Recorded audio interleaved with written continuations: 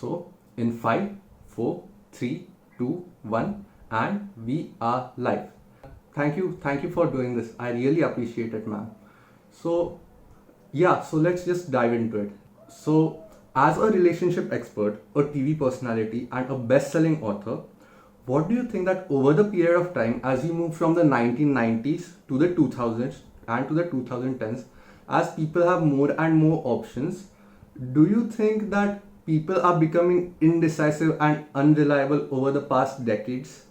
So, is the world moving to a better good or no? Okay, very good question. And I would say up until this very point in time, absolutely. We have what is referred to as the paradox of choice. That means when you have so many options, it is almost impossible to make one selection. I have the same feeling when I go to a department store and there is a football field worth of blouses and trousers. I can't find anything. So what happens in online dating and dating is that so many people are available that we become desensitized. And especially with the swiping technology for online apps, it's just more, and you choose one, and then the human mind thinks, well, but maybe there's somebody better. And so there's always an endless supply of people. So when the supply seems endless and they all seem interesting, it's very hard to make a selection. However, there is a recent clarification. You are indeed correct. Now, because of COVID and the pandemic, we are seeing for the first time in modern dating history, instead of from the 2000s onward with millennial hookups and casual sex and friends with benefits and all this nonsense, we are seeing more of a willingness to be intentional in dating. Because COVID and the worldwide pandemic has made us go into ourselves, reassess what's important. Many people are no longer, well, we couldn't meet in person, but people are looking to create rich, dynamic relationships of meaning. And we are finding to this very trend that you so accurately acknowledged of no choice and confusion, we are now finding a turn, a very hard and definitive turn toward clarity and intentional dating for the purpose of a relationship that is rewarding. In Middle Eastern countries and Asian countries, the game of a person is a widely misunderstood concept. So, what does it mean when one refers to his or her game? Fortunate in that you live in a traditional culture where the dating rules are kind of minimal and mostly your parents decide who you're going to be with. So love marriages are, they exist, but dating is much more formalized. You don't have the hookup culture like you do here in the Wild West and in our country. So you have courtship and manners. In the US, we had, as of the early 2000s, maybe 2004, 2005, there were some fellows who, on the West Coast in LA, developed a system called The Game. And Neil Strauss, the New York Times writer, also wrote a book called The Game. And they were pickup artists. And these fellows developed techniques and technology for psychologically attracting and actually controlling their partner. And so game and the tactics that they used of hot and cold, negs where you kind of compliment but you don't, you offend and compliment at the same time, all the manipulation, psychological and emotional games they used. And I knew one of the founding members. To be honest, it was the best date I ever thought I had. It was a 4-hour dinner date where I talked to him all about girls. If you only knew this, all you have to do is say this and you can get us back. You can be as bad as you want. And don't you know, he went and used that and I didn't know what he was using it for. But game is the opposite of real, but game, just as in con artists, it works because there is an element of truth. It reflects truth. So in game, one would posture that they like you, to engage you. You Yes. fall for them, and then they discard you Yes. for an ego boost. It's very sick. Or there's ghosting, or haunting, or breadcrumbing, or 1,000 terms that they have for doing anything other than honestly saying, I like you, I don't like you. Yes. That's it. It's not just that in India these things are not there. These things are there, but they are not there as deep in the Western countries. It's crazy. I've had a live show on YouTube, and every week for about 20 weeks, I've been going over a different bad behavior term that have all been developed. I mean, whether you're benching or catfishing, and most of it's coming out of the online community, because dating online on an app, unlike knowing somebody in your community, somebody at work, somebody in your neighborhood, there is no point of reference. They can show up and pretend to be anyone they want. You don't know who they are. You don't know their family. Yes. So this is where people get into a lot of error. And the funny thing is that when you boil it all down, all human beings want to love and be loved. So it is pretty crazy that they take all these steps to do just the opposite, to get the feeling of being loved, yet avoid any potential pain. It just doesn't make sense to me, but that's the way it is.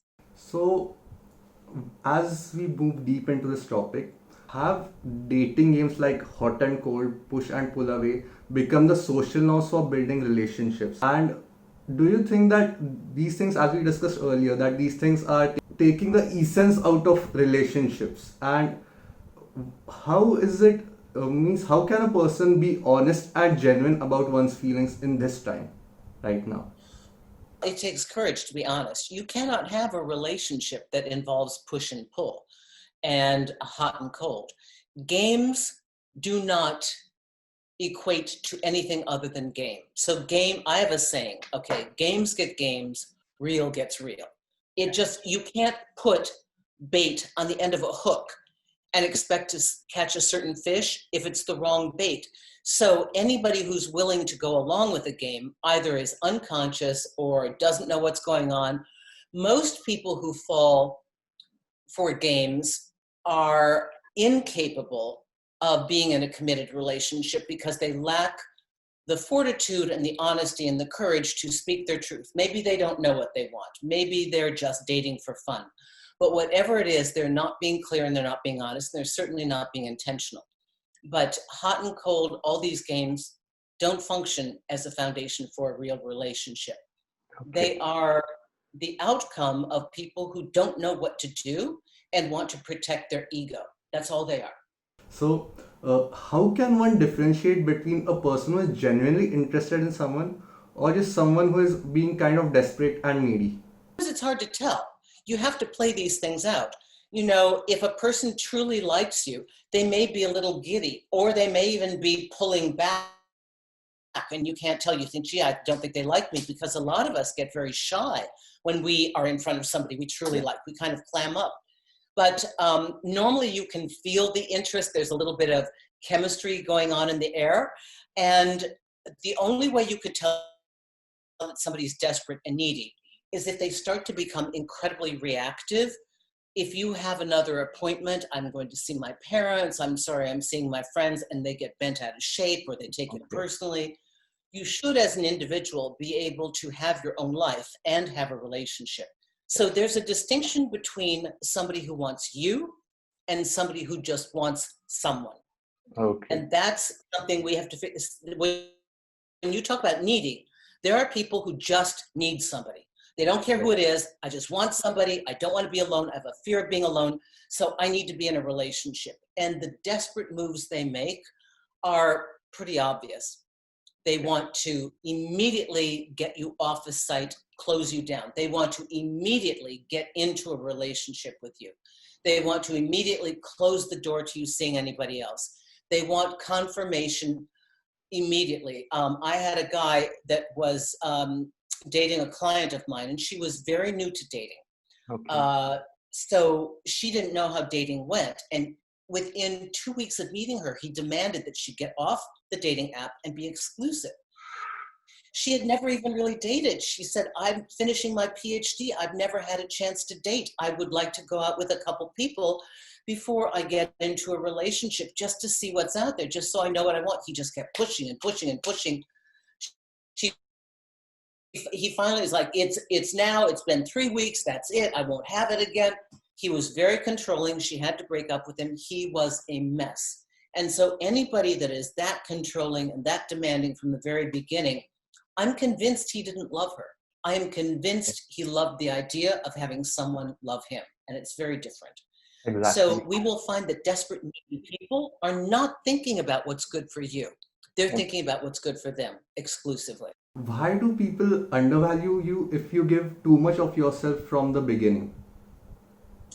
It depends on who those people are, and I have very clear opinions about this. If you are dating somebody who knows what they want, and they are locked and loaded and ready to be in a relationship, and you meet them and you are locked and loaded and ready to be in a relationship, and you know what you want, and the two of you click, it can start right off the bat and be good forever.